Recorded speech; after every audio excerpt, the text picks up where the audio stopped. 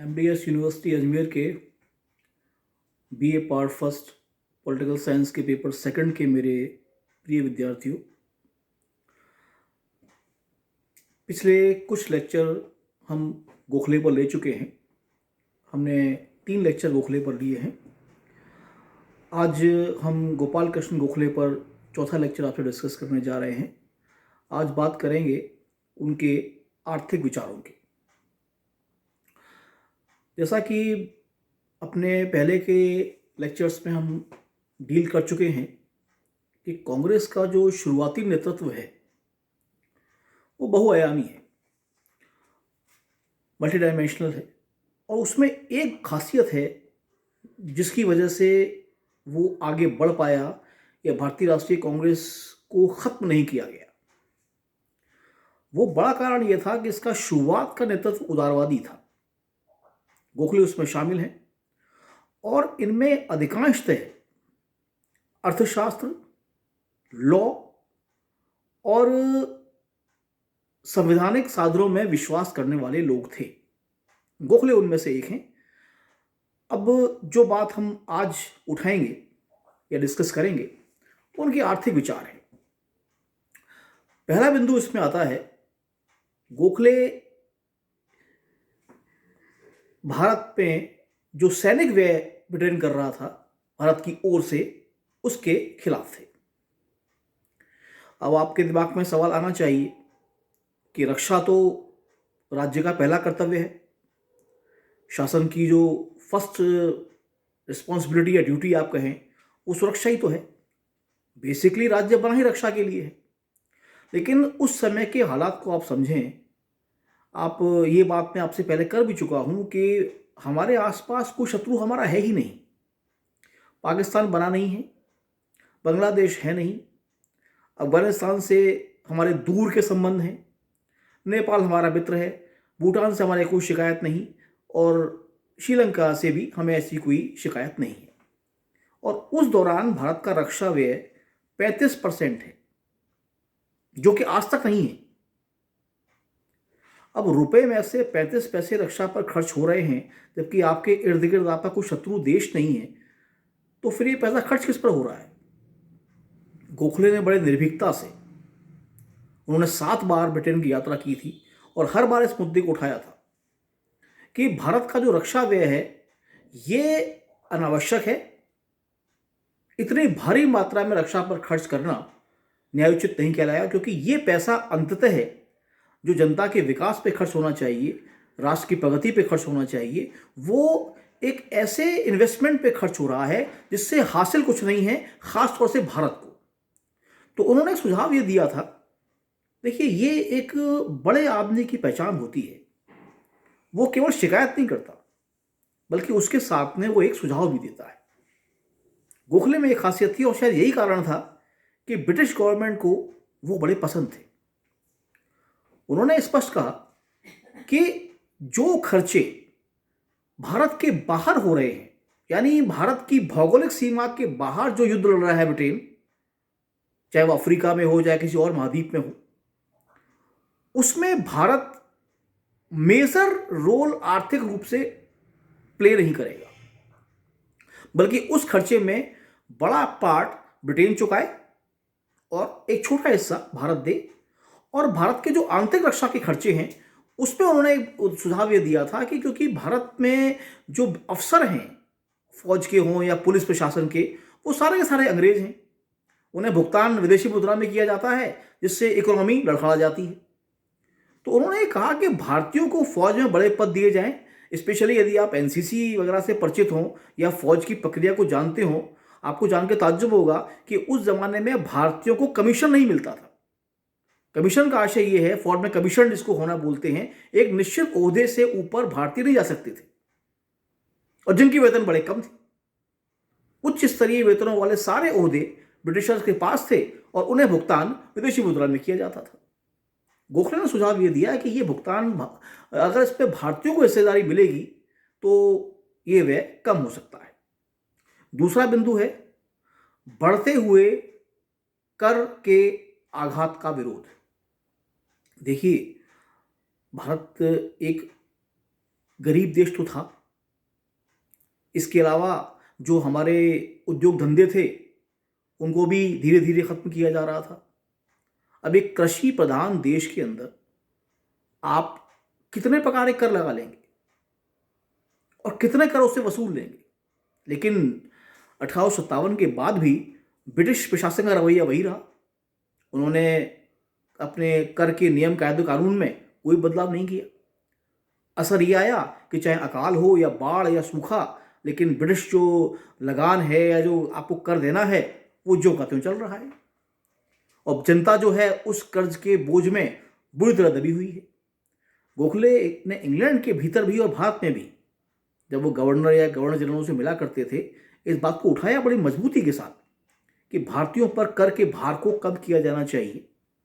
और इसके लिए अगला जो उनका बिंदु था वो था कि भारत के जो स्वदेशी उद्योग धंधे हैं इनको प्रोत्साहन मिलना चाहिए, क्योंकि कर आप तब चुका पाते हैं जब आपके पास आमदनी हो। यदि आपके पास आय का स्रोत है तो आपको कर चुकाने में ऐतराज नहीं होता। आप आज से तुलना करें, आप बिजली पानी के बिल देते हैं, अभी कुछ समय पूर्व आपने कॉलेज में एडमिशन की फीस भरी, अभी बहुत जल्दी आपके परीक्षा के आवेदन के फॉर्म भरे जाएंगे, आप उसकी फीस भरेंगे, आप उस पर ऐतराज नहीं करते हैं क्योंकि आप जानते हैं वाजिब।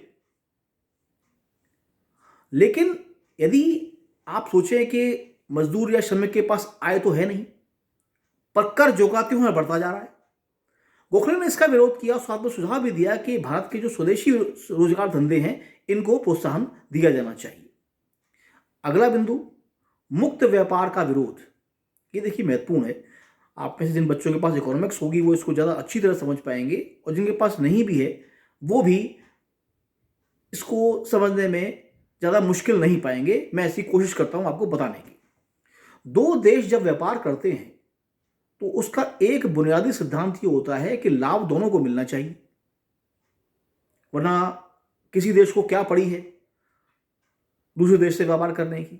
लाभ आपको भी हो, लाभ मुझे भी हो, ठीक है, अनुपात कम ज़्यादा हो सकता है कि आपको ज़्यादा फायदा हो रहा हो, मुझे कम हो रहा हो, पर लाभ तो दोनों को होना चाहिए ना। उस समय मुक्त व्यापार का एक सिद्धांत ब्रिटेन ने भारत को दिया।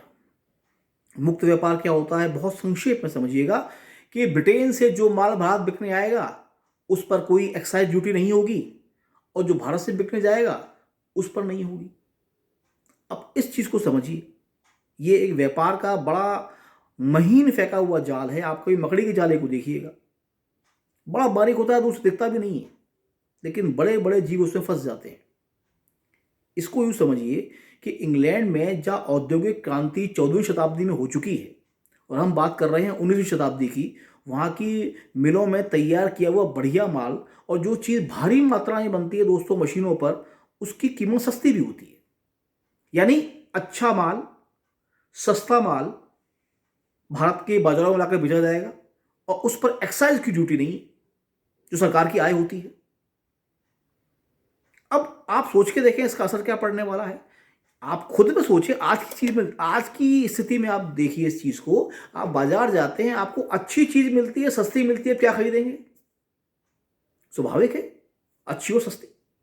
तो जो भारत के उद्योग धंधे हैं जहाँ मशीनीकरण नहीं हुआ है, उनकी क्वालिटी थोड़ी कमजोर है और जो थोड़े दाम में महंगे भी हैं, वो ठप हो जाने हैं। और यही हुआ। गोखले ने इस पर यह कहा था कि ये जो मुक्त व्यापार की नीति अपनाई जा रही है वो ठीक है, लेकिन उससे पहले भारत के जो आंतरिक बाजार है इसे कुछ विशेष रियायतें मिलनी चाहिए, कुछ विशेष छूट मिलनी चाहिए, वरना भारत के लघु और कुटीर उद्योग तबाह और बर्बाद हो जाएंगे और लाखों करोड़ों की संख्या में बेरोजगार उभर कर सामने आएंगे और देश में अपराध बढ़ेगा। लॉ एंड ऑर्डर के सामने प्रश्नवाचक चिन्ह खड़े होंगे, और बाद में यह हुआ भी।